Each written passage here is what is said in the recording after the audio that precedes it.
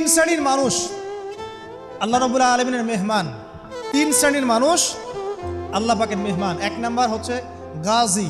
গাজী মানে কি? ইসলামের জন্য যুদ্ধ করেছে, অন্য কোনো জন্য নয়, দিন ইসলামের জন্য যুদ্ধ করেছে, বিজয় লাভ করেছেন, নাম কি? গাজী। এই ব্যক্তি আল্লাহর মেহমান। যেমন আবু বকর সিদ্দিক, ওমর, ওসমান, আলী রাদিয়াল্লাহু আনহুম, তারা ইসলামের জন্য যুদ্ধ করেছিলেন না? তারপরে তারা জীবিত ছিলেন না?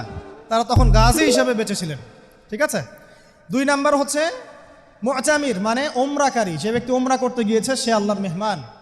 আর তিন নাম্বার এই যে হাজি, যে ব্যক্তি হজ করতে গিয়েছে সে আল্লাহ পাকের মেহমান। আমাদের একটা কর্তব্য আছে, এটাও একটা হাদিসে এসেছে। নবী করিম সাল্লাল্লাহু আলাইহি ওয়াসাল্লাম বলেছেন, ইদা লাকিতাল হাজ, যখন তুমি কোনো হাজির সাথে দেখা করবে, সাক্ষাৎ পাবে, ফাসাল্লিমু আলাইহি, তখন তাকে সালাম দিও, তখন তাকে সালাম দিও এবং তার সাথে মোসাফা করবে। তার সাথে কি করবে? মোসাফা করবে। এখন এক হাতে না দুই হাতে এই তর্কে যাওয়ার দরকার নেই, মোসাফা করেন।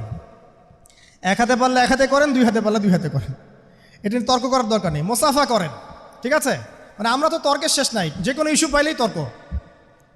আরাফা নিয়ে তর্ক, তারাবি নিয়ে তর্ক, ঈদের তাকবীর নিয়ে তর্ক, হ্যাঁ, রাকাত সংখ্যা নিয়ে তর্ক, মোসাফা নিয়ে তর্ক, বাকি রাখছে কি সেটা জানি না। আর এই তর্কগুলো করতে করতে দেখবেন ইসলামের বেসিক জিনিসগুলোই নাই, গায়েব। ইসলামী না আছে খেলাফা, ইসলামী না আছে এমারা, না আছে ইউনাইটেড কোনো ইসলামিক কমিউনিটি, না আছে ইসলামিক কোনো ইকোনমিক্সের বেস, না ইসলামিক কোনো মিডিয়া, না ইসলামিক কোনো কিছুই নেই।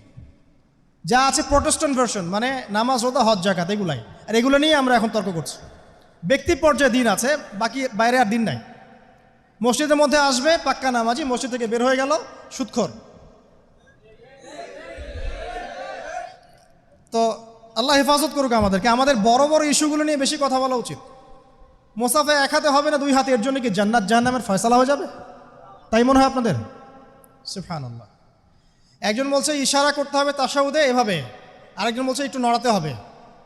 এই মাসআলাটার জন্য কি আপনার জান্নাত জাহান্নামের ফয়সালা হয়ে যাবে মনে হচ্ছে আপনার? অথচ আকীদার ঠিক নাই, এদিকে আমলের ঠিক নাই, অর্থনৈতিক জীবনের ঠিক নাই, মুআমালাতের ঠিক নাই, সম্পত্তির বন্টন মেরাসের ঠিক নাই, এগুলো ঠিক নাই, এবং আল্লাহর জমিন, আল্লাহর দিন বাস্তবায়নের কোনো চেষ্টাই নাই। অথচ এগুলো নিয়ে ব্যস্ত হয়ে আছে।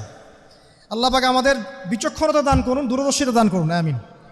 আসুন, মোসাফা করতে বলেছেন নবীজি, তারপরে বলবেন যে মুরহু, তাকে আদেশ করুন। এখানে আদেশ মানে হচ্ছে অনুরোধ করুন, তাকে আদেশ করুন বা অনুরোধ করুন, আই ইস্তাগফিরুল্লাহ, সে যেন তোমার জন্য ইস্তেগফার করে।